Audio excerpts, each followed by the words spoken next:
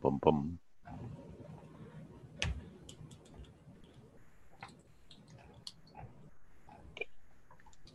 And there we are, folks, and it's on. Welcome back, everybody, to Virtual Design Master. This is season 5.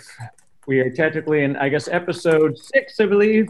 This is the grand finale. It's a rare occasion where we have this sort of bittersweet moment where we know we've watched a lot of growth throughout the season, and unfortunately, we have to watch it come to an end tonight. We're very proud. My name is Eric Wright. Of course, I'm one of the co-creators of Virtual Design Master. I'm here with one of my other co-creators, Angelo Luciani. And of course, we have the ever famous, not yet so evil, Melissa on as well. You know her as vmiss33 on Twitter, and also available at vmiss.net. So folks, I want to thank everybody. Of course, this has been a big year. You've watched us throughout. We started off with 15 competitors. Yeah. Unfortunately, it's slowly been sort of whittled away. We've watched a lot of folks do some interesting designs. We've had a couple that have had to step away for timing, personal challenges, and a lot of things. But really what happens is we see some neat ways to solve challenges for business and IT. We are, of course, supported by a great array of sponsors. So you have to pardon me, I don't want to get it wrong, so I'm going to read off some paper here. First of all, we'd like to thank Round Tower Technologies. Round Tower is our premier sponsor this year. So they're providing most of our grand prize for the winner, who's going to be announced today shortly. We have Packet.net, who have been our hosting sponsor this year. So big thanks to the Packet team for giving us their bare metal infrastructure. Revelo Systems, also good friend of the community. They provided part of our overall prize pack that's going to be shared amongst the competitors. So that's very, very cool. The folks at Oracle Revelo have been a good supporter. As well, we have Byron Schaller, Rebecca Fitzhugh, and Leor Kamrat, who are our illustrious judges who've been committing a lot of time, and a huge thanks goes out to them. Not only that, but Byron and Rebecca also both contributing towards the prize pack, so thank you both. We have a community contributor who is a 2-time community contributor. And speaking of multi-time community contributors, Jason Langer. So folks that don't know Jason Langer, he's Virtual Langer online. Jason's a great contributor. He's provided a prize pack for us, part of the overall prize. And tonight we are announcing live that we have 2 tickets for the VM Underground party. This is a really tough prize to be able to get at, because what happens is VM Underground sells out early. In fact, I don't even know that the tickets are available right now. So we're very happy that we've got those today. Provided by Jason. Provided by Jason. So big thanks to Jason. We will announce shortly how we're going to give those away.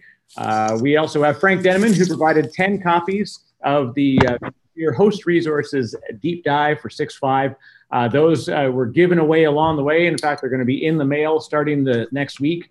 So all the folks heading to VMworld, maybe they can bring their copy and they can find Frank and get it signed. Well, TVP Strategy, who provided access to the TVP Strategy website for the top 3 competitors. Paul Woodward Jr. Paul's a great contributor as well. He's provided the top 2 winners of the last 2 weeks with a special prize. Right. And also James Brown. So James has provided our Judge's Choice Prize, which went to Gareth Edwards. So Gareth is a 2nd-time contributor. Unfortunately, didn't make it into the finale. And James is also going to provide an extra prize, which he's happy to announce tonight, that all of our contributors, if you've got it, we could find something else for you, but he's going to donate a Phoenix project to every single one of our participants in season 5. So great book. Big thanks to James on that. Whew. And of course, one more last thing before I get onto the good stuff. If you want to try out Packet.net, big thanks to those folks there. If you type in VDM25, so VDM25, you get a $25 voucher credit towards your consumption there. So if you just sign up at Packet.net, use VDM25 and you get $25. Speaking of announcements, we're very proud to have a special announcement. With that, I'm going to turn it over to Melissa. Why, thank you, Eric. I wanted to announce a special prize I'm going to give to our final 3 contestants. A big part of Virtual Design Master is finding a way to get those skills to become an IT architect. And if you don't know what you're doing and you don't know where to start, that can be really, really difficult. So I'm really excited and proud to announce that coming out later this month will be my first ever book I've written. It's part of the IT Architect series, and it's called The Journey. And my intention is to kind of provide that guide for the aspiring IT architect, give everybody who's already an architect a refresher, and kind of provide an avenue for those who aren't sure if they want to be an architect or are curious what IT architects do, give them a really good place to take a look and learn what an IT architect needs to know, and more importantly, why they need to know it. So the three of you, the book's coming out later this month, and I will be sending you each a copy. Will you draw a unicorn in my copy? You got it, of course. Thanks, doll. I want a signed copy. Of course. Congratulations, Melissa, on being a published author. And thank you very much for contributing to the prize pool. This is very, very cool. And part of that, so Ashley, I'm gonna put you on the spot. We've got some VM Underground tickets to give away. We've got 2 of them, in fact. So maybe what's a good way? What kind of tweet would you like to see someone to put out there tonight? And we are the first 2 folks that come in. We'll get that. You want to come up with what's a great live Virtual Design Master tweet that tells someone they really deserve to go to VM Underground? I want to see a tweet that says, "Zombies ate my data center" with the hashtag Virtual Design Master, and I want you to put a little animation in there too to show me and to represent that. All right, Nice. There we go. So Zombies ate my data center, live on Twitter, hashtag Virtual Design Master. First 2 folks that get in get a VM Underground ticket. With that, I'd like to turn it over Great. Thanks, Eric. to the boss. Thanks. I feel like sitting next to Eric like this, I feel like I'm obligated to share some sports scores for some reason. I don't know why, but thanks, Eric. Okay, folks, this is it. This is your chance to now see who will become Virtual Design Master for Season 5. Each of you will have 2 minutes to defend your design. But before we do that, I'm going to ask each of you a question just to get some feedback on how the season went for you. I told you he'll forget. No, I haven't forgotten because I haven't forgotten because I haven't started. So before I actually get to that one question, before we get into the defending of the designs, Lior, what is the mascot for today? So thank you, Angelo. So we are all cute here. We love aliens. I think the one that represents the best alien at all time is Gizmo. So Gizmo will be watching. Great. Yeah. Oh, Byron has a competing mascot? I saw that. Great. Good. Byron. Thanks, Lior. Oh. All right. Oh. Thanks, Lior.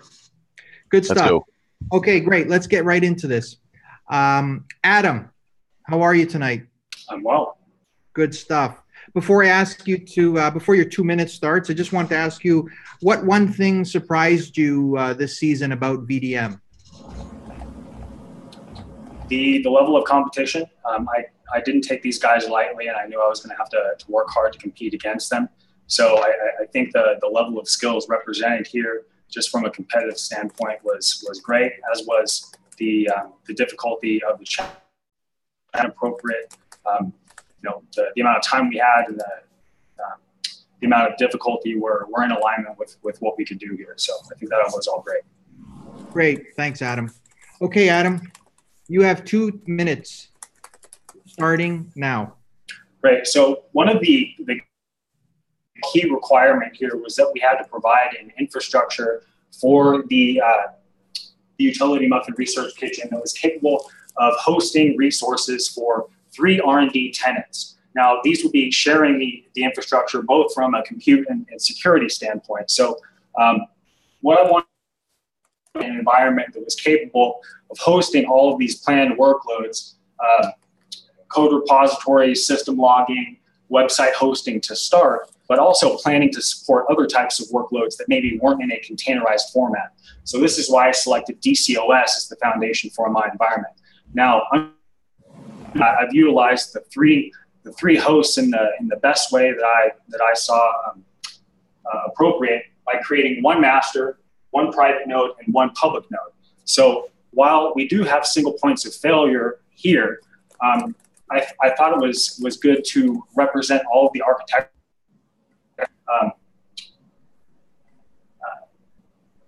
Without trying to add HA by adding two private or public nodes, etc. So that presents a risk by introducing a single point of failure. But I suppose the counter to that number of hosts in a containerized, a container-based environment, we were going to have single points of failure anyway. So I at least wanted this environment to represent what a scaled out environment might look like if we took it and placed it in another cloud environment, as was one of our. Now, in creating the environment from the ground up, I was able to make use of Terraform and the Packet.NET provider, spin up those servers and deploy DCOS. Another great point of selecting DCOS is that I also have the ability to Good job, Adam. with Terraform. I'm going to cut you off right there. Good job, Adam. Great. Good to see you make it through to the final. It's a big accomplishment. Lior, any comments or questions? Yeah. First of all, Adam, congratulations for getting this far. So I have a couple of questions for you. First question will be around the data-centric workloads that you mentioned. So how would you make sure data-centric workloads will not negatively impact other workloads in the cluster? How's that correlate with DCOS? What are the benefits with DCOS when it comes to data-centric workloads? DCOS has the ability to limit the maximum consumption of those workloads. So I think that takes the form of a concept called a role. So we have the ability of those data-centric workloads so that they don't monopolize the resources within the environment. We still have resources left over for containers. Would it be possible to do that with other schedulers? Based on the research that I did, DCOS seemed to be the only platform in a holistic fashion. All right. Walk me through the holistic fashion.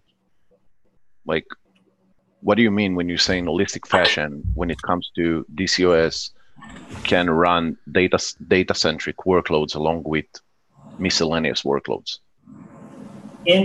Let's say we have, so with DCOS, we're actually deploying containers using the integrated schedule called Marathon. So that is actually making use of a function within DCOS to deploy those containers. So we've got that handled as part of DCOS, another separate solution. We also have the ability to deploy those other data-centric workloads called frameworks that are also directly supported and managed by DCOS instead of, say, running Docker on a Linux server and spinning up and managing a workload alongside it yourself. These are all functions provided by the platform. All right. Second question, walk me through the troubleshooting process around an unhealthy website in your environment with correlation to the metrics that you're going to monitor. And why did you choose the ELK stack and why Graylog is less flexible?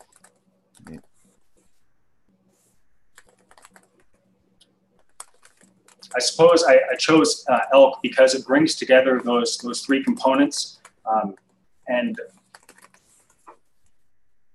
have the ability to scale those layers independently. I guess that's what I was referring to when I meant it's more flexible. That was my read on it, is that you had more control over the different layers of the solution than you would with Graylog. All right. So how would you leverage the solution that you went with when it comes to unhealthy websites? Because in your design, you deployed the website, but I didn't saw anything around what happened if that website is down. How do you troubleshoot an unhealthy state? That would typically be form of a health check. This is a feature provided by Marathon, the container scheduler within DCOS. We have the ability to define a TCP health check, query a service running within the container, specify the port and the path.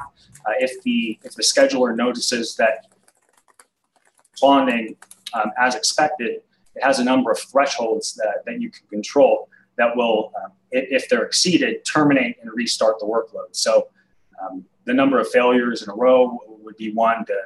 The timeout threshold, the amount of grace period the workload has to come up after it's been deployed.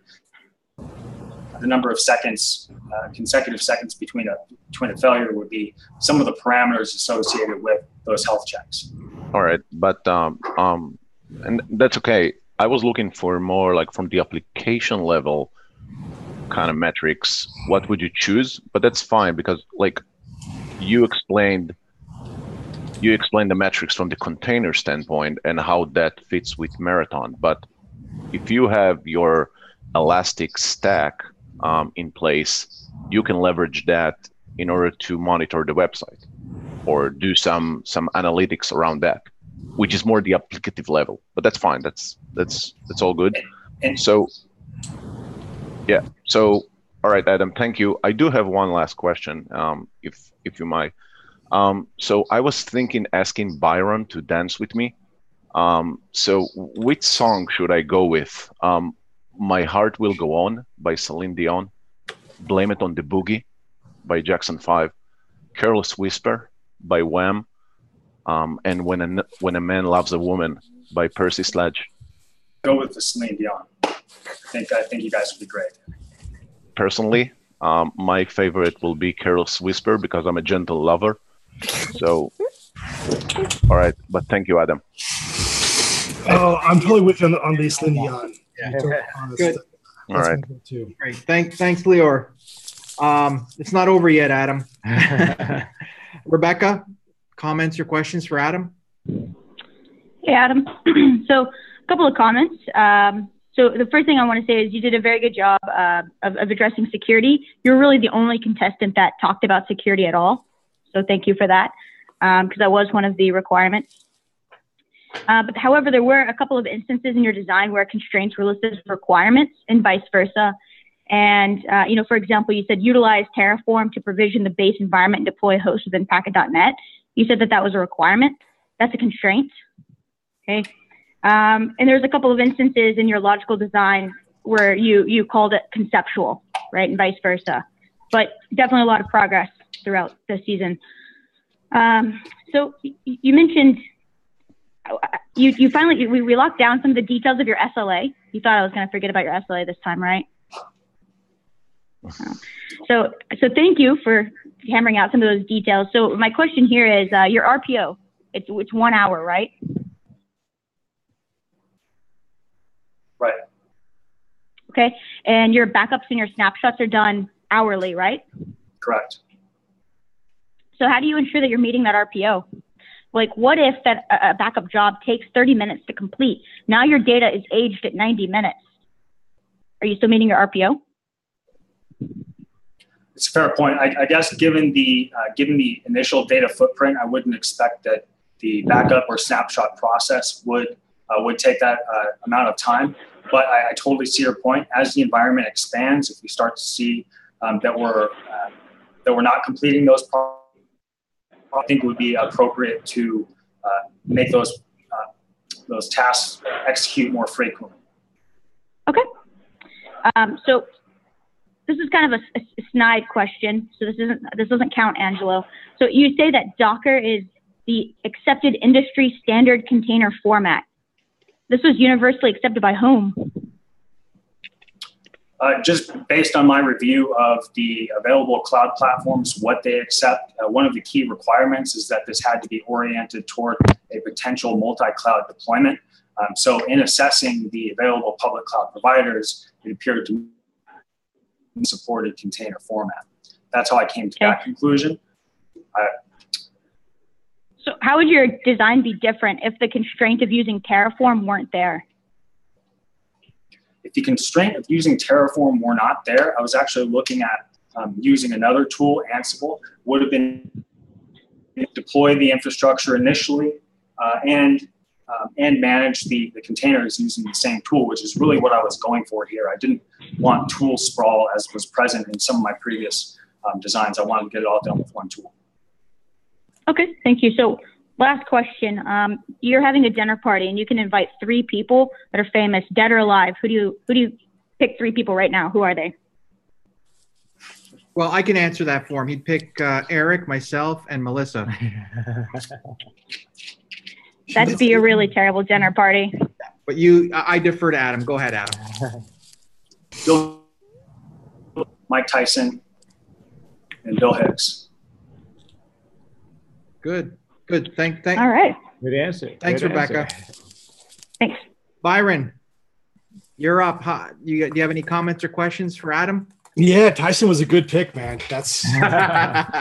That'd be awesome. All right. So your design. First off, I thought technically it was very good. I do have a couple questions. I've been using Marathon and Mesos and all that stuff for a long time, and was curious on a couple things.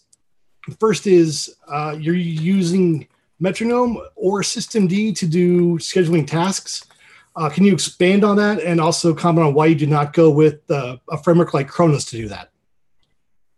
Okay, so in my review of the documentation, there were competing references to which scheduler should be used. So I ended up selecting Metronome within the 4 tasks that would be executed at the actual cluster level. Now, I ran into a situation where I was having difficulty executing the local backups using tasks that were scheduled at the DCOS level. So I went down to the OS level, rsync tasks to complete my hourly backups to work around that constraint. That's just one of the things I ran into during the implementation phase. As far as making a distinction between Metronome and Kronos, I don't know that anything stood out to me as far as which one would be more viable than the other. Okay. One thing I did see that was missing, when you have a scheduling or a scheduler-based cluster, is service discovery. How does DCOS handle service discovery, and how would you have used that to make your design highly available? So when we start implementing load balancing and scaling out workloads, we have the ability to automatically assign those services and address using that function that you're mentioning. So that would give us the ability to make those hosted services highly available, able to scale out my workloads and explore those functions of the platform as I wanted to, just implementation constraints. But that service discovery would help with that automatic registration, giving it a name that would be accessible and load balanced. So those services. What's the service in Mesosphere that, or I guess DCOS, that takes care of that name registration? I don't recall. Just Mesos DNS, but no big deal. All right. One last question. If you had to do this with the native Mesos executor with long-running processes instead of containers, how would that have affected your design? I'm sorry? So if you had to use the native LRP executors to just run processes locally as opposed to containers, how would that have changed your design? I think that would add some complexity when it comes to high availability. We wouldn't have the health checks that Marathon is performing. So I would have definitely wanted to scale out each of those workloads at the application level and build in some resiliency there, because of the benefits of Marathon there. So I think that would be the primary area I'd be trying to work around. One last follow-up question. What is one design pattern you would use at the application level to ensure high availability at the app level?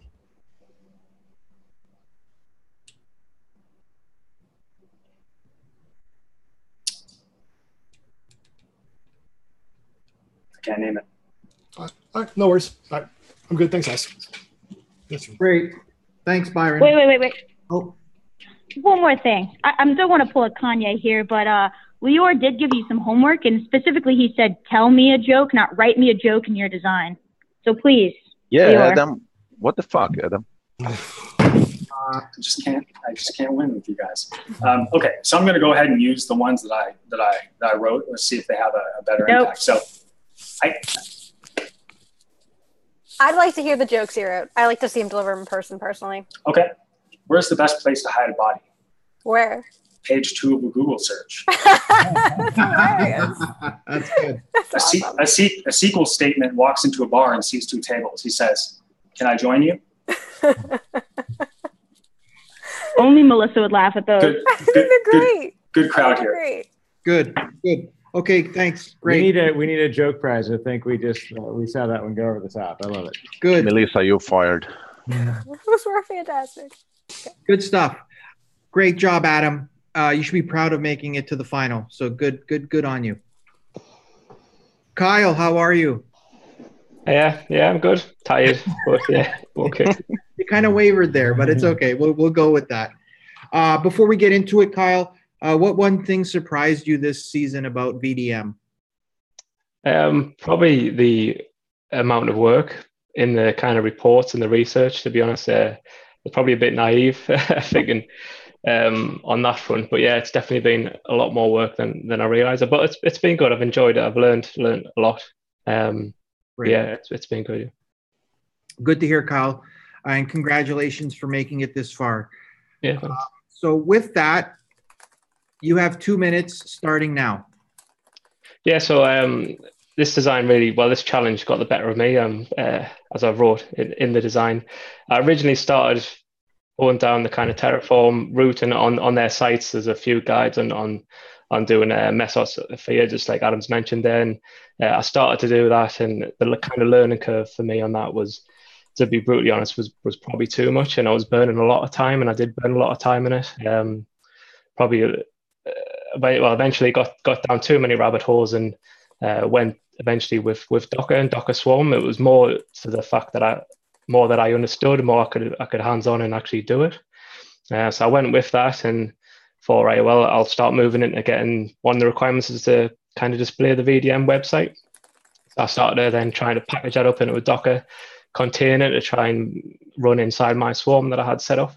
And I was just burning time and more time really. And I just, with kind of work commitments in life, I just had to kind of prioritize and stop really. I was just going in too many black holes, Got it. Good job. Lior, comments or questions for Kyle? Yeah. So first of all, Kyle, like I told you in previous episodes, I think the fact that we saw that you fought hard, and the last design showed that it got the best of you. But at the end of the day, I think you met the goal in terms of learning new stuff, obviously. I do have a few questions and comments. So first of all, answering your question in the design. So you asked if I'll rather fight a horse-sized duck or 100 duck-sized horses. I do have an answer for you. And like all things, it depends. All right. So first of all, one comment. It seems that you forgot how to draw diagrams. Right. Because in that design I didn't saw any diagram whatsoever. Yeah. So that's one thing. All right. So I know you didn't have anything around logging in your design, but if you had some time, what will be your logging strategy and analytics strategy?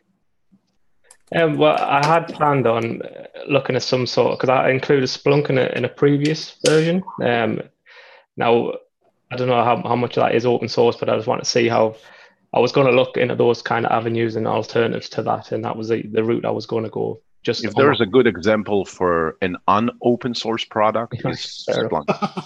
Yeah, fair enough. All right. So maybe I would have then looked to alternatives at that point. Yeah. All right. So anything special that you looked at?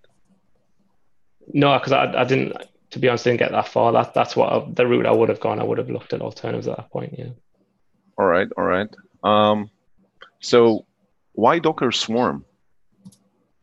As I said before, I got to that point because it was something I'd played with and understood. I could install it easy enough, it is easy enough to install, and it was something I understood and I could stand up and actually progress, so instead of just down the rabbit holes, All right, that's a fair point. All right, so I do have a couple more questions, like quick questions. So first of all, who do you think has a better chance to get their VCDX and why? Homer Simpson, Jessica Rabbit, Fred Flintstone, or Dora the Explorer? Dora, absolutely. She speaks multiple languages. And she sings. What more do you want? Yeah, Yeah, me and Rebecca would totally coach her, like total. Yeah, sister, right? I agree with Dora because everyone that has a talking monkey worth of VCGX. Can the talking monkey go into the defense? Yeah, of course. It's an emotional support animal. Yeah. So second question, who is your favorite teenage mutant Ninja Turtle? Oh, it was. I think it was Raphael when I was a kid. I don't know why, but I think that rings a bell. Raphael. All right. Maybe it's because it was. Is he red? I think he's got the red. It's an okay choice. It's an okay choice. Personally, I prefer Krang because it reminds me a huge bubble gum. But all right, it's a good choice. It's a good choice. All right, Kyle, thank you so much. Congratulations on getting this far. I'm gonna hand it over to Angelo. Thanks, Lior. Thank you. Rebecca, comments or questions for Kyle? Sure. So unlike Lior, I'm happy to provide you a definitive answer. I would rather fight 100 duck-sized horses. I feel very confident in my ability to basically kick all of them, for being honest. Me too. You don't want to see a horse-sized duck. You don't want to see that. Yeah, I mean, ducks are mean as hell, right? So yeah, I don't want one that's a horse. Yeah, 100 duck-sized horses. So can you walk me through your architecture of Jenkins on DCOS?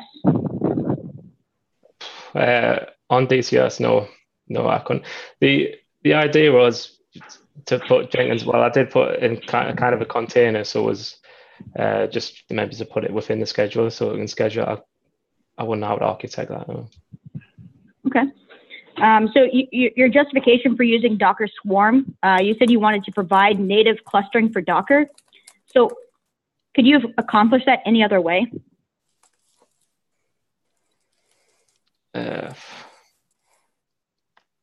I don't know. I just know that it is within, well, from a certain version of Docker, it's native within the version. Yeah.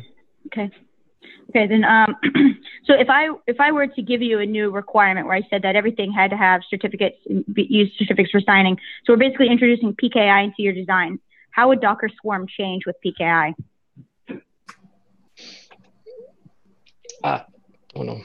I think that might be a lot of my answers tonight. All right. Well, this one I really want your opinion on, because I was having an argument this morning about this. Don't you think that when you put milk in cereal, you basically just make soup? It's like a breakfast soup, right? Yeah, if you gotta have milk, though.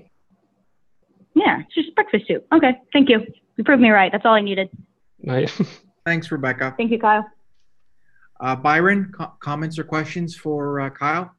Yeah, absolutely. So first off, definitely horse-sized duck.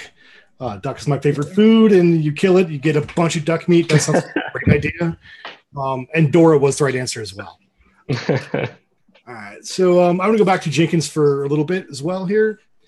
So you have your Jenkins container running in the cluster that you are using it to provision the images for. So you get this kind of, I don't know, duck and egg situation there. How would you spin it up initially? And what ramifications would that have, having the thing that is maintaining and deploying these images being part of the system that is maintaining and deploying? Yeah, that's a fair point. It was deployed. It wasn't deployed as a service. It employed it as a container. But I think it was more the constraint of trying to use the free host. So I was more thinking, well, if I put all three of the hosts into the swarm, then I'm meeting some sort of kind of resilience in that. I didn't really have any other services or any other host to run that. Okay. Also, so in your design, you mentioned that Jenkins will provide application CI and CD. How are CI and CD different? I'm not probably, I don't know enough to really answer that without probably getting more questions. So I'm going to just back out of here.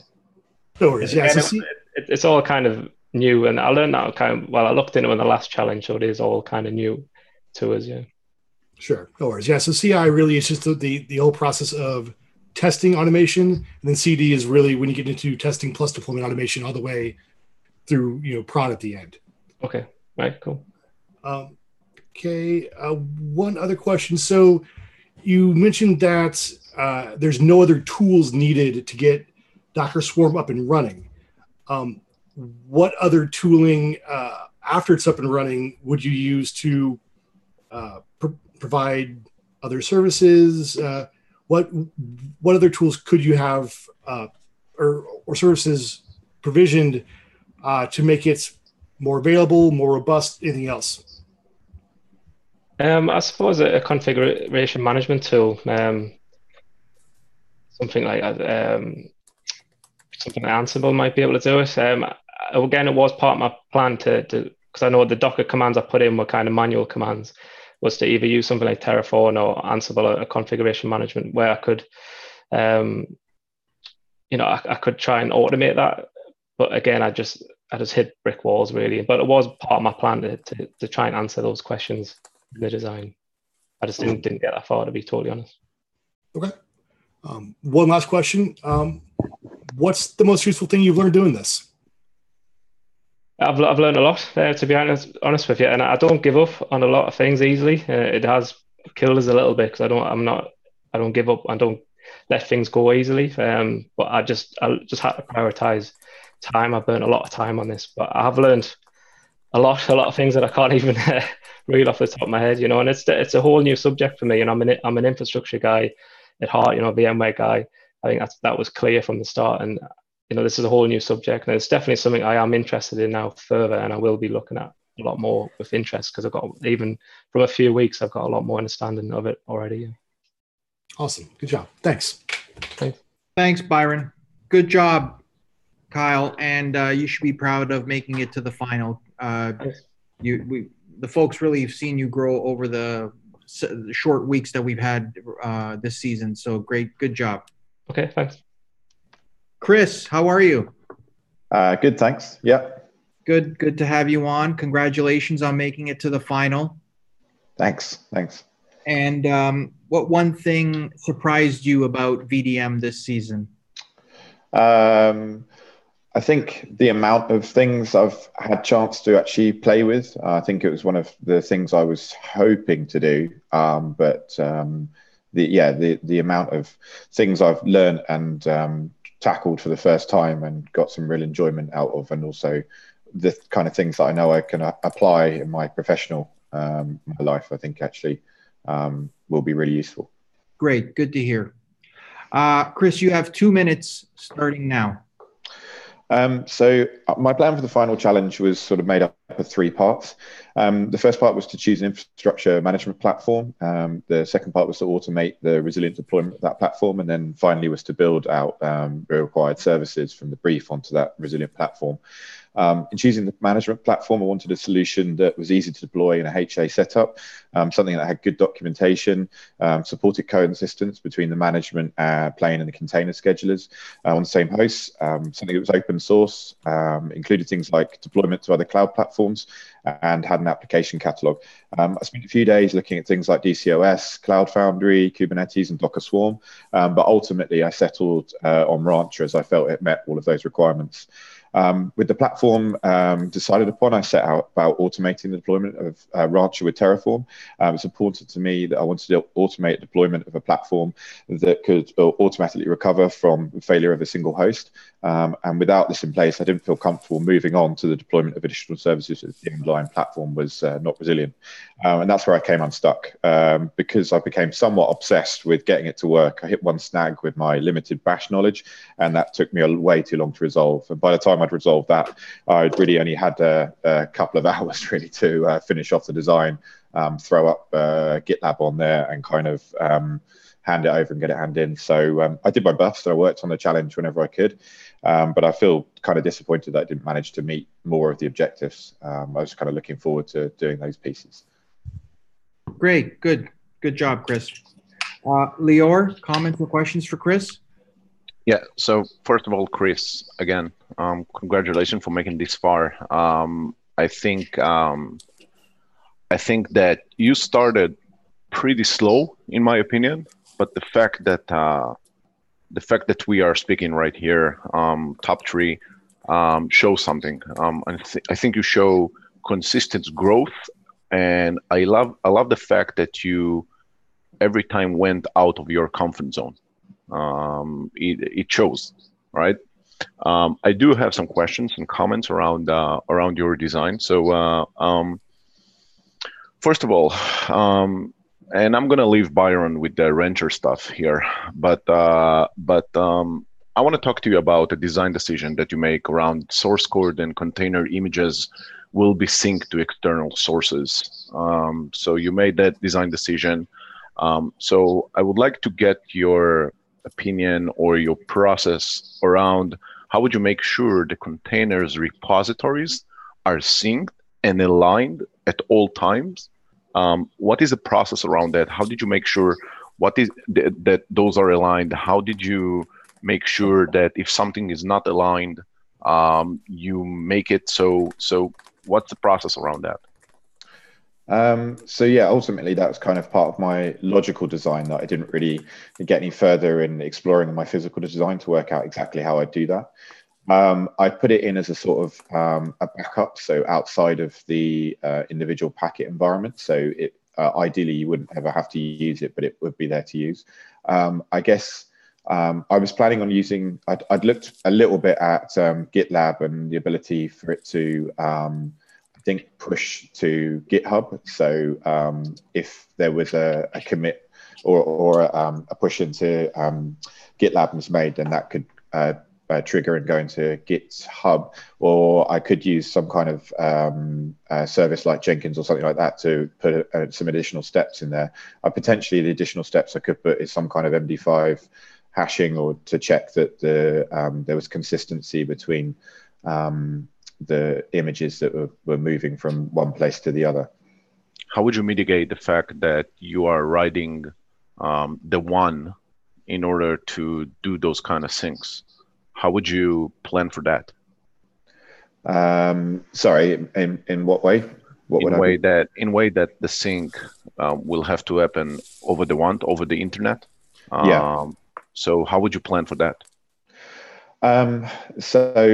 Yeah, I guess I don't necessarily know what the WAN link is and what sort of speed would be there.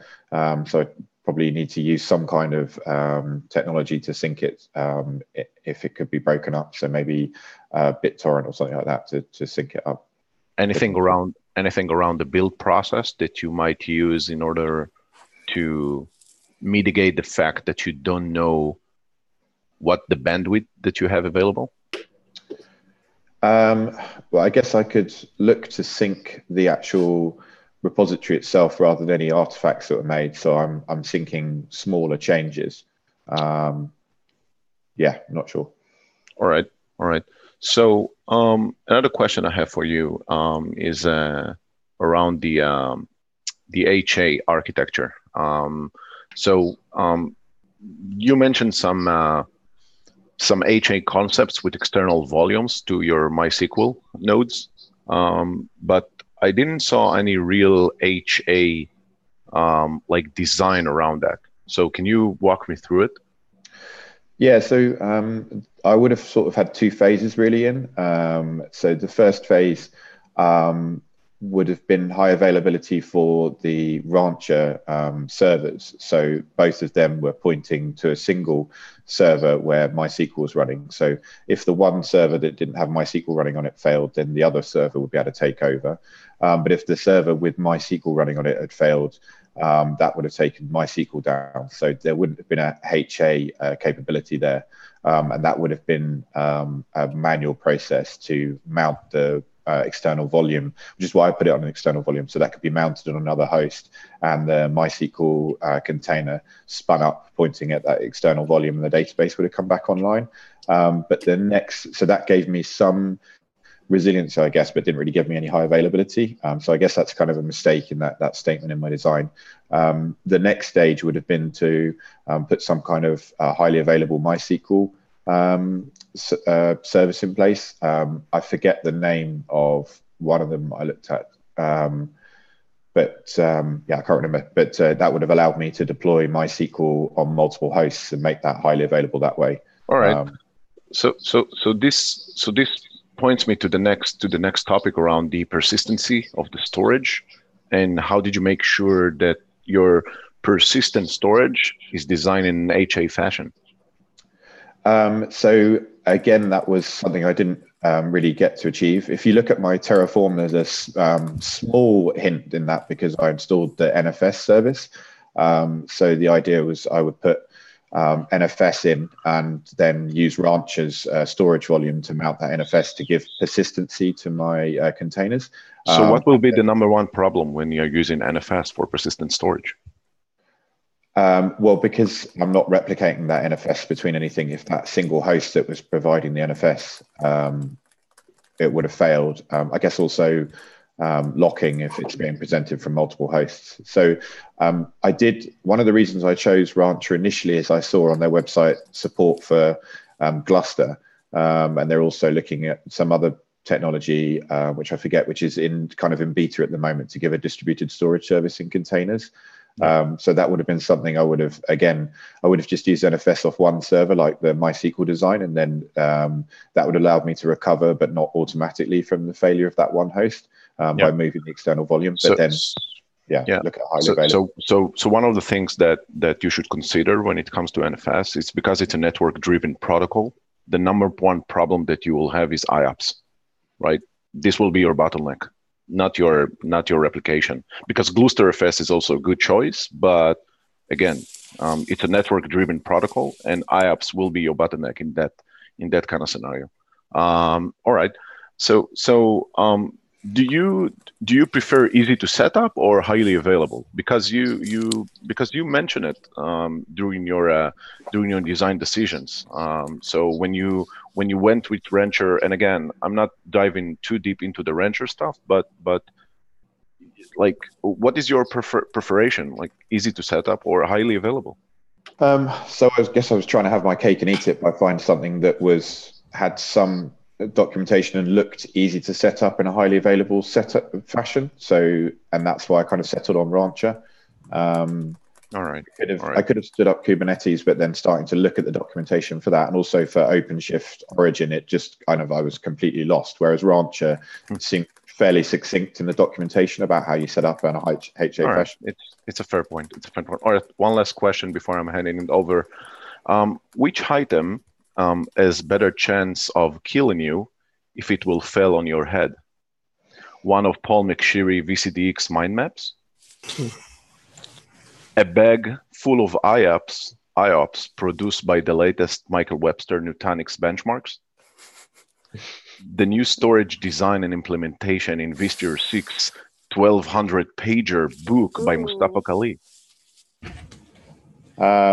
I'd probably go with Paul McSherry's mind maps, because I'm imagining it was actually created some kind of iron framework mind map, and that's dropping my head. It'd sort of be embedded in, anyway, yeah.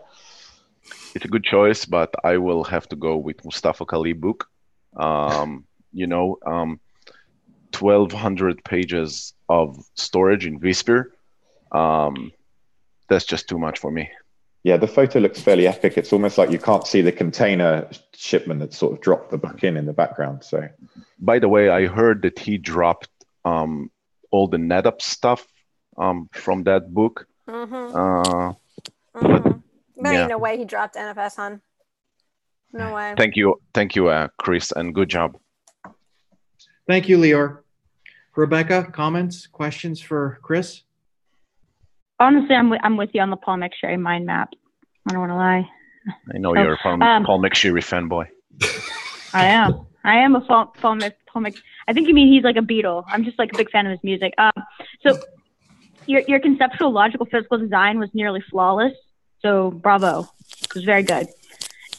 One of your requirements was the ability to span multiple clouds. How did you meet that requirement? So I met that requirement, I think, by selecting a product that in Rancher that had the native ability to build out to other clouds. So you can add hosts in Rancher, in AWS, in Azure, in Packet, or use custom hosts. So I would have used the Rancher, the sort of Rancher setup in the initial site to then deploy environments out to other cloud environments to then spin up workloads on those clouds. Okay. So how would your design change if the constraint said that you had to use Mr. Hyde instead of Jekyll? I'm just messing with you. I'm just messing. So how does OpenShift Origin, how does that affect the scalability of your design? I didn't use OpenShift Origin. Okay. Maybe I just made it up. That's very possible. So how are you protecting your infrastructure considering that everything is residing in a single availability zone or region? So the only way I put in to protect that was to sync the images and containers potentially up to external services. And I was also taking snapshots and had the external volume. So when the site became available again, I'd hopefully be able to rely on those.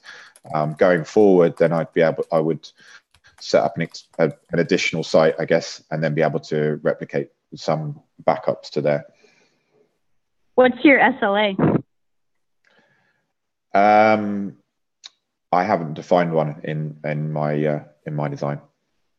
Okay, so let's say that worst case scenario does happen and you have all of these replicated copies, you've got all these things in this offset repository. How long does it take for you to recover and rebuild?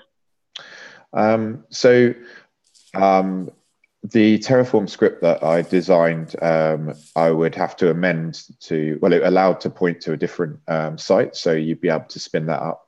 And then you could restore the databases into MySQL and also restore the NFS volumes from the backups you've taken. So depending on how much data there is, then that could probably be reasonably achieved in a couple of hours. Okay, and do you think that that's fast enough for utility muffin nonsense whatever.io?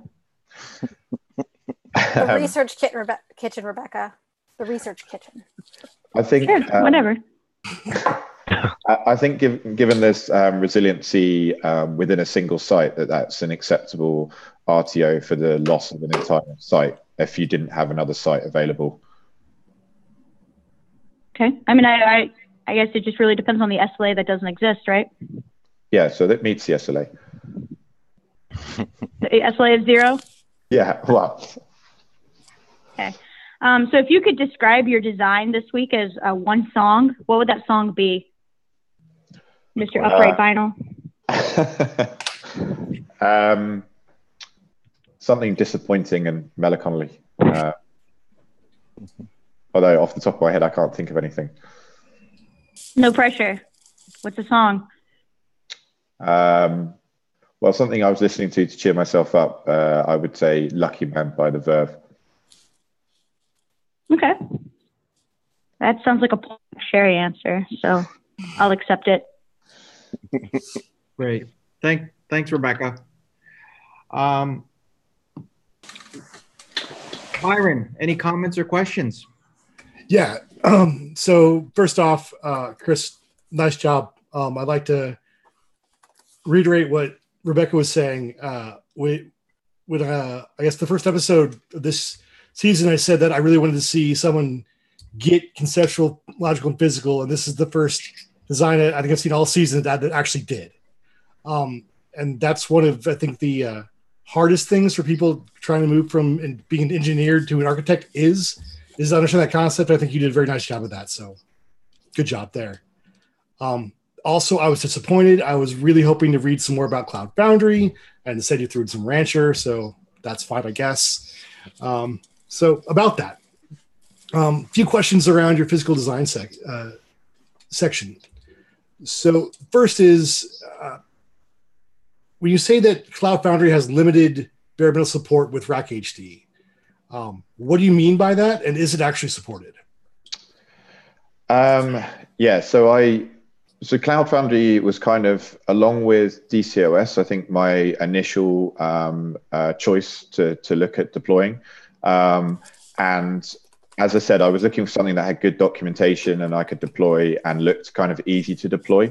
In my previous design, I'd looked at Pivotal's operations manager, which has a fairly straightforward Terraform setup to bootstrap that. And then from within operations manager, to be able to deploy Pivotal Cloud Foundry.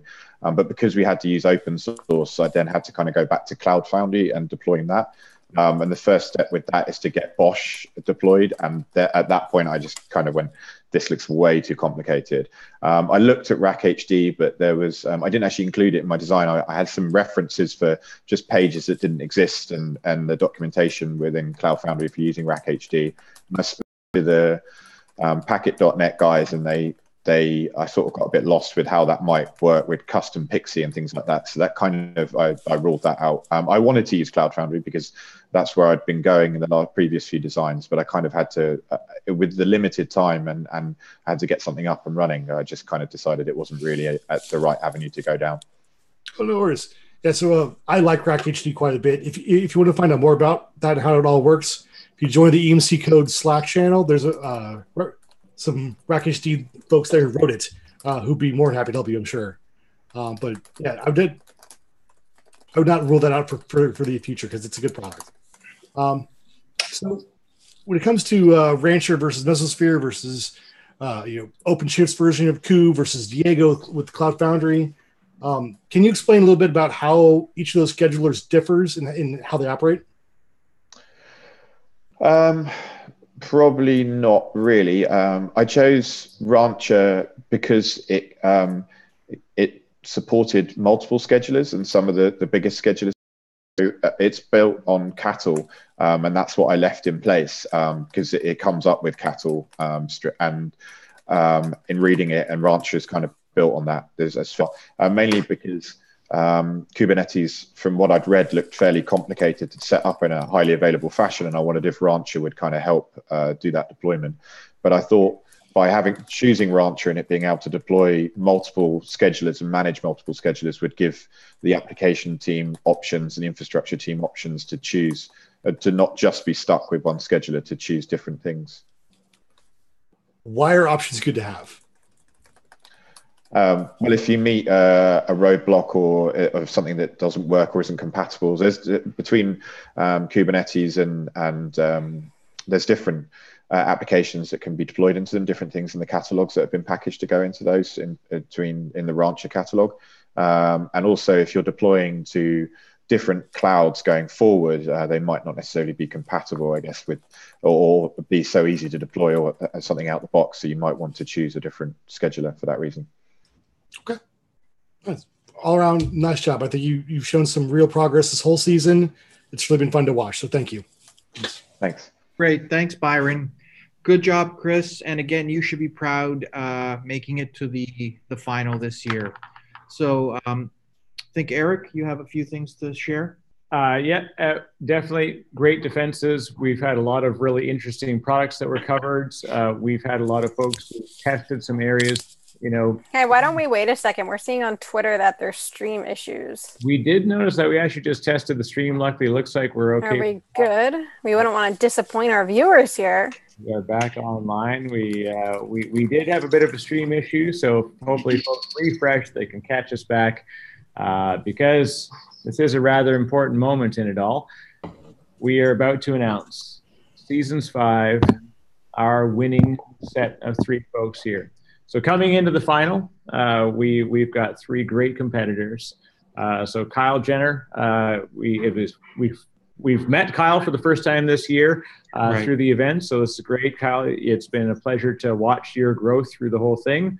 Adam Post, he showed us where a whiteboard comes into play in many ways, and great designs across the board. Chris, I'm not gonna lie, I totally have whiteboard envy. Absolutely. I want his setup. And I like the dual. Oh yeah, that's actually the winner right there. That tells you that one whiteboard's not enough. You got to have 2. So it's definitely Adam wins on that one in all fronts. Right. And then Chris Porter, who again, fresh to Virtual Design Master. This is really cool to watch. We had Gareth Edwards, who also repping for the UK. Gareth was lucky enough to be part of us for the second time around. Unfortunately, didn't carry forward. I think let's just take a moment. And Melissa, on some subjects, we have also a special design prize that you wanted to talk about. Yeah, so I have a little prize I want to give out, the Designer's Choice, given to someone, just based on some of their challenges and how they've done and growth and all that kind of things. I do throw out a lot of evil to everybody, but I'm only being evil because I want you to learn and grow. And it's really hard to get that opportunity if you don't do it every day. So I think that maybe by being a little off the wall with the zombies and the space travel and all that kind of stuff, maybe we have a little fun with it. So without further ado, I would like to say that this year's Designer Choice Award goes to Gareth. Well, congratulations to Gareth. And again, we're sorry that we couldn't see you come into the finale we saw last year. He did a lot of great work and really saw a lot of growth and really good stuff. So folks also listen to the Open Tech Cast podcast. All right. Well, this is a fun and difficult time as we wind it down. This is probably the most difficult moment. But before we go, we have one more ticket to give away. So for folks that are going to VMworld, we have a VM Underground ticket that's available. Thanks to Virtual Langer, Jason Langer.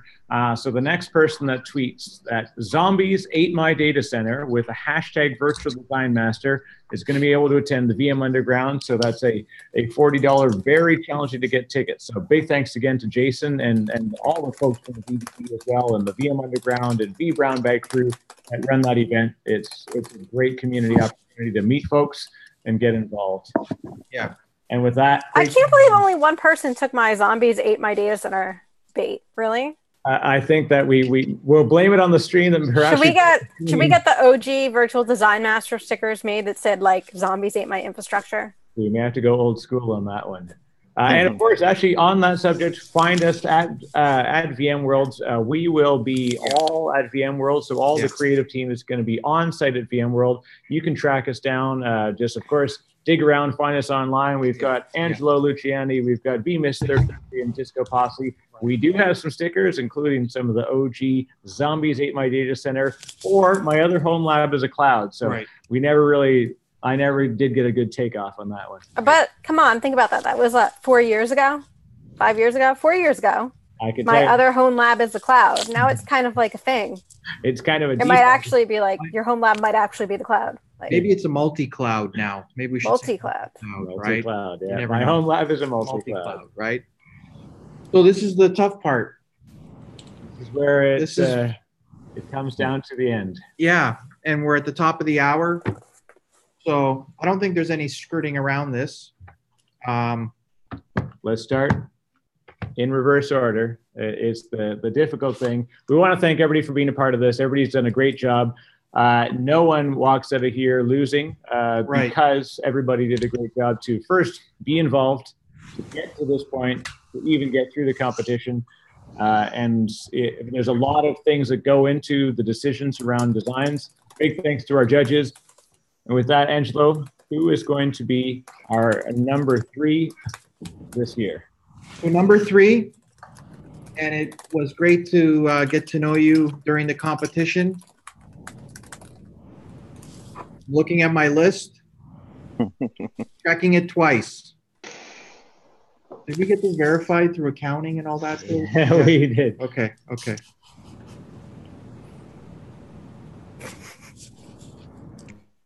Kyle Jenner, number 3. Congratulations. Thanks. Great job, buddy. Great job. How do you feel? Yeah, good. I fully expected that, but yeah, that's cool. Yeah, it's fair enough. Thanks very much. Thanks for the opportunity. It's been a good event. It's been really cool to have you involved, Kyle. And again, we know that we really put you to the test in a lot of things. And I think the biggest thing that all of us have learned is that being able to say, I'm not sure, but then to go digging around and find those solutions is a big thing. Now, before we move on to the final 2. Hashtag keep on fighting. There we go. Right. We also have a bonus challenge. We actually have another winner for our ticket, too. All right. Now finally everybody listens to me. There we go. So we are proud to announce, of course, that we've got our second VM Underground ticket winner. So we've sending 2 folks to VMworld, VM Underground. So congratulations. And for our bonus challenge, so Melissa, quickly tell us what was our bonus challenge and what can we look forward to the winner here? I like bonus challenges. It's kind of a thing. Like I like to give these wackies and you're like, hey, go invent whatever you want. You don't actually have to code it or do anything. Just if you had unlimited resources, what would you do? right? What would you do? I think I started like back in the day with vSphere. I invented like vSphere 5.5.5. And was it Seth Borgosh came up with some crazy replication feature or something like that? But this year, what is our prize, Eric, for our bonus challenge? So we have a $100 gift card that's available for our prize winner for the bonus challenge. So we're very happy to be able to share that. And this year we've had a few different entries, and they're interesting in so many ways, and that's why it's a tough one to judge. So Melissa, I'm going to leave it up to you. Oh, thank you. I'm happy to announce that this year we had someone return from a different season to submit something. And our good friend and community supporter, Paul Woodward Jr., has won the bonus challenge for season 5. Right. Good job, Paul. Good job, Paul. And thanks again to Paul for supporting the event, for being a good voice for the community and for Virtual Design Master and all of our communities. And Paul also has a podcast. He does. Explore VM podcast. Yeah, so if you follow Paul, he's at Explore VM. And I tell you, with the way things have gone, we watched Timothy Patterson move to the AWS champ. Now he's Tim Pat 16, I believe. Yeah. We've seen, who knows, next year. We have AWS. Byron, this dude Byron, who like became a VCDX or something. That's right. We've seen a lot of progression through the years. And he grew a beard. I mean, he grew a beard. Something. I'm never gonna dance again. If you take nothing away from this, it's definitely that the community is a very powerful part of all that we do, and learning together is a huge opportunity for us. And with that, we move on, and we have to okay announce number 2. With that, we're going to announce like Casey Kasem coming in at number 2. Number 2.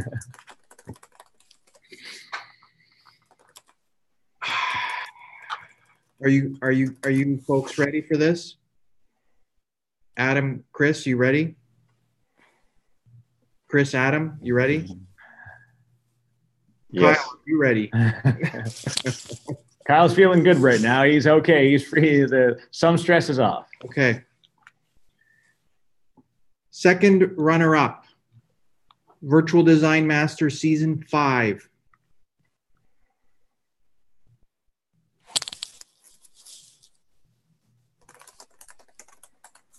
Adam. So congratulations, Adam. This is it's obviously, I guess that it pretty much opens up the way. There's no less suspense about who's number 1 here. Right. So one day we'll go to production school. Figure that out. Yeah, it's all good. With that, we would like to obviously announce this year's Virtual Design Master is joining us as Upright Vinyl, and he is Chris Porter. Chris Porter. To be further known as VDM 005, joining the ranks of winners. Congratulations, Chris. Now, wow. Thanks, guys. We've seen a lot of interesting, progressions and growth, and it's really interesting if you look at the designs that went in. Yeah, this is our closest year to date, I think, as far as the way that things came together. We watched Adam. You had really, really incredible consistency throughout. Really, really approached things with a very solid, good methodology. Loved it, and also saw great progression. Chris, your progression and growth and taking on new things and really kind of digging in deep, I think, was a lot of what carried you through. And you won the judges over. You definitely won the crowd over. Yeah. Everybody did great. It's good to see everything happen. Melissa, as the creator of the design challenges, what do you think everything looked like this year? I was just really impressed by all our contestants, like we normally are. The biggest jump that everybody had to make was that kind of jump from engineer to architect. So that was really, I think, what it came down to, it like one of the differentiators, right? It's so hard to do this when you've never done it before. Like for me to learn, I did stupid stuff like, what am I going to have for dinner tonight? Let me write the conception model out. What are my requirements, my constraints, my assumptions, and my risks? So I'm really proud of everybody's growth this semester. What are we in school this season? How much everybody's learning, grown, and just the awesome designs and how much effort that everybody's put into it. And I hope you all continue your architecture journeys, because I think you all have it in you. Yeah, it was a great season. Great to see everyone grow, learn new things. It's my hope, and I know it's Eric's and Melissa's hope that what you've learned here, you take with you in your profession, and you grow in your skill set. It's very important. I think some quick comments from the judges. Thank you, obviously, to Lior, to Rebecca, to Byron for being with us throughout this process. There's a lot of effort that goes into it, both in creating, the content that's being judged, as well as taking the time to judge it. So, Lior, some quick comments for all three of our finalists here on how they did. Yeah, so I think the fact that for me, when I started this thing, comfort zone was the key point, and getting out of your comfort zone. I think that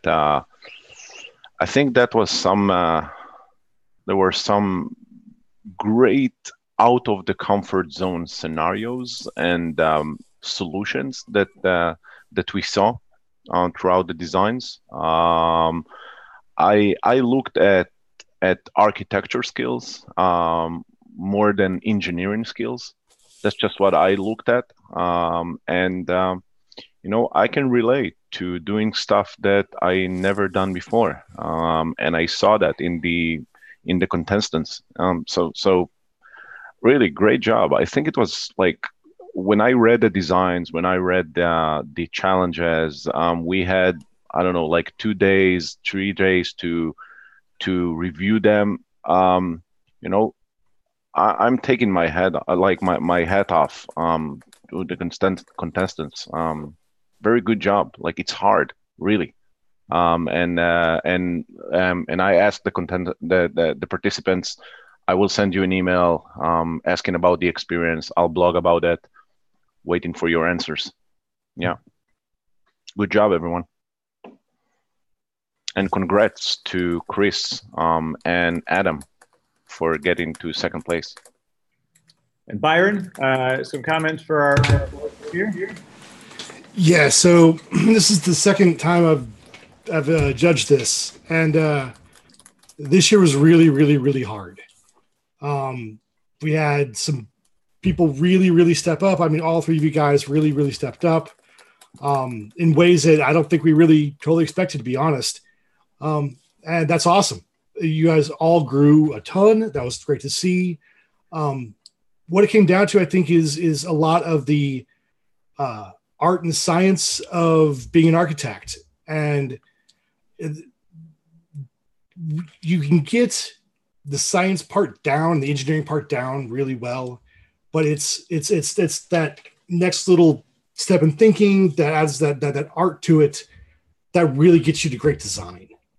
And really keeping that in mind. And I think everyone has room to grow. I have room to grow. We all do. Keep at it. You all are doing fantastic work. Whatever happens, don't be discouraged. This is, just another step of, mini to where you're good, going to go. So again, good job. We are really impressed with how everything turned out with all three of you guys, and really everyone in the competition. So thanks again. Thanks very much, Byron. And Rebecca, you are fresh as a VCDX through this year, and it's been impressive to watch your journey and Melissa's journey together to approach the VCDX journey and seeing this. So Rebecca, what do you have to say to our top three this year, and sort of a quick advice going forward? The three of you really fucking impressed me. But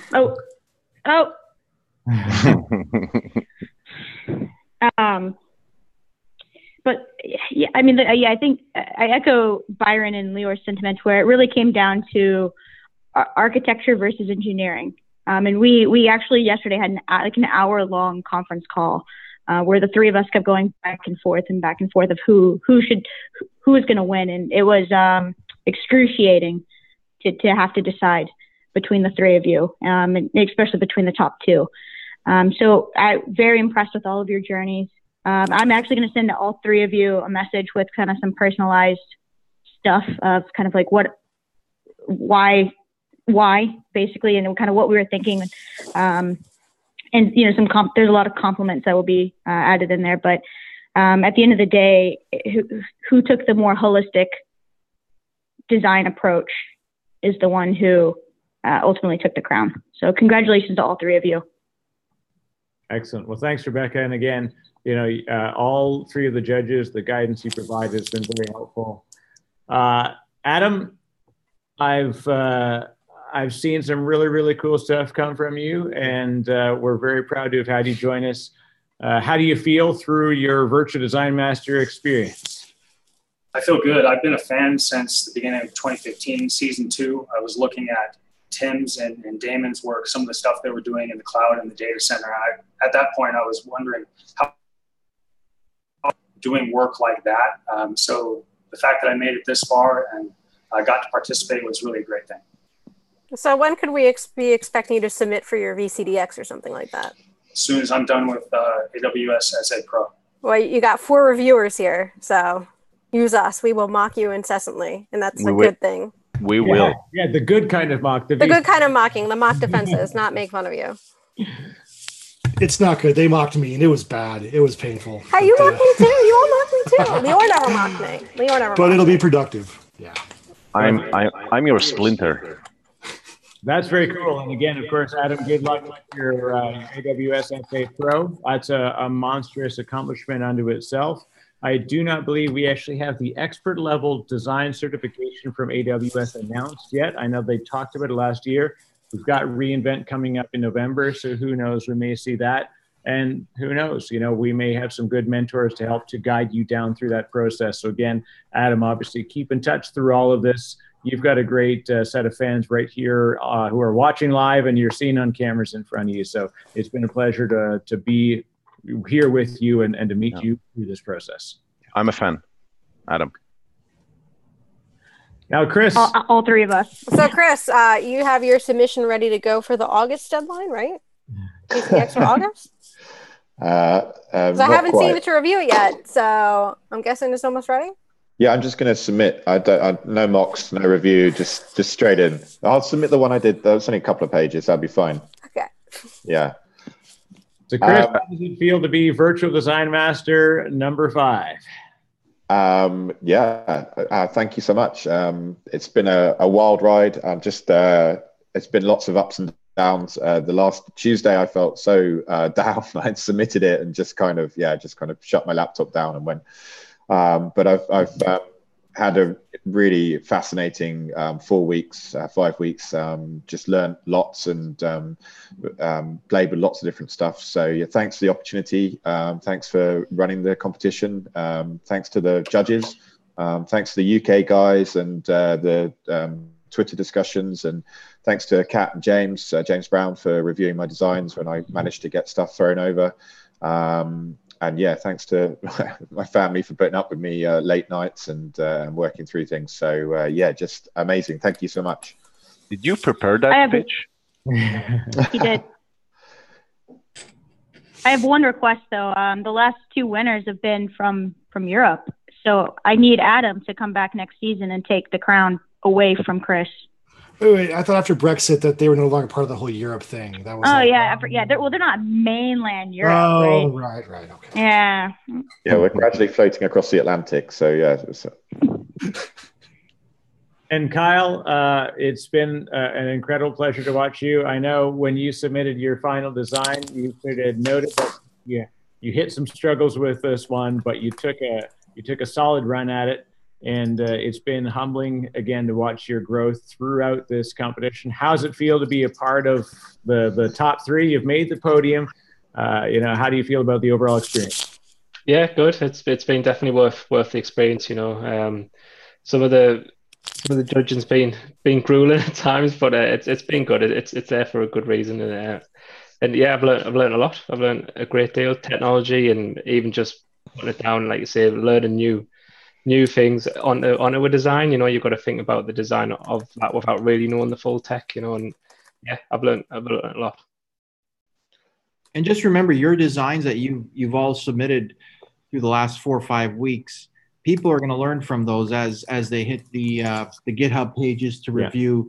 So we're sort of multiplying the learning. You're learning, other folks will learn off you. So that's a way of us sort of giving back to the broader community. So, thank you to you guys for competing.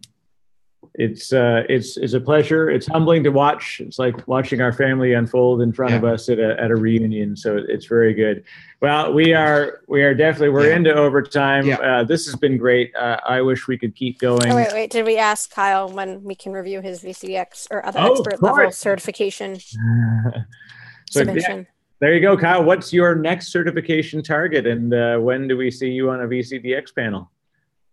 I don't know if I'm going to be doing a VCDX, to be totally honest with you. I've got the prereqs in terms of exams, but I don't know if I will be submitting. I'm starting to get into AWS stuff just on the associate level. That's fine. We'll help you with AWS too. We'll work together. We got more resources than just VCDX here. See how it is. It's something I want to do. It's just it's a lot of time, isn't it? So now it's fine. It might be something I do maybe next year, but I don't know yet. I found my goal notebook that I wrote down in 2014, I think it was, that I wanted to be a VCDX in 2015. Right. It turns out I got at the end of 2016. So keep Yeah, that goal yeah. on the back You never burner. know. You know, It's something- things happen, whatever. You'll get there eventually if you want to. By the way, I heard the new Azure certifications are pretty hard. I do actually want to learn some sort of Azure as well, but AWS first. that's on my list. That's the policy. The good thing you've got is we look to the community around you. You're surrounded by folks here today, online, as well as throughout the Twitterverse, who can help you through this experience. Again, we typically started off with our first competitors and winners actually got their VCDX. You got money towards their sort of advanced certifications. Right. In fact, for 2 seasons, we had their VCDX was paid for on their behalf. And we've seen a shift in where some people's skill sets have gone. And I think we can mark that Timothy introduced AWS to Virtual Design Master first, and he has since now is actually works for AWS. So that tells you the value of being a part of that kind of thing. We saw a lot of good stuff. There's a very good reason why we different path on your final challenge with this year. We want to make sure we give people an edge on what's next. So it's time to round down. Big thanks, of course, to all of our competitors throughout the journey, all of our judges, to Angelo, to Melissa, to everybody here. There we go. Of course, to the folks at Round Tower Technologies who helped to sponsor this, to Packet.net, who've been our hosting provider, to Revelo Systems, who are contributing our prize as well as supporting the community. So make sure you visit them at revelosystems.com. Lots of community contributors. Lots of great authors. Don't forget to watch Melissa's Twitter feed. We've got a book that's coming out, so big thanks on that one, and congratulations to Melissa on becoming a published author as we head into VMworld. We will see everybody there, hopefully, and if you're not going to be at VMworld US, make sure you find other folks at VMworld UK. We'll be at reInvent. We'll be at Ignite. We'll be at an event near you soon. So watch the Virtual Design Master website for people who are involved. Of course, the prizes will start to go out. We'll be communicating with everybody. I tell you, it was a great season. It's been a heck of a few weeks here. Congratulations, everybody, for doing all they do. And we will see you Next season time. 6. You got it.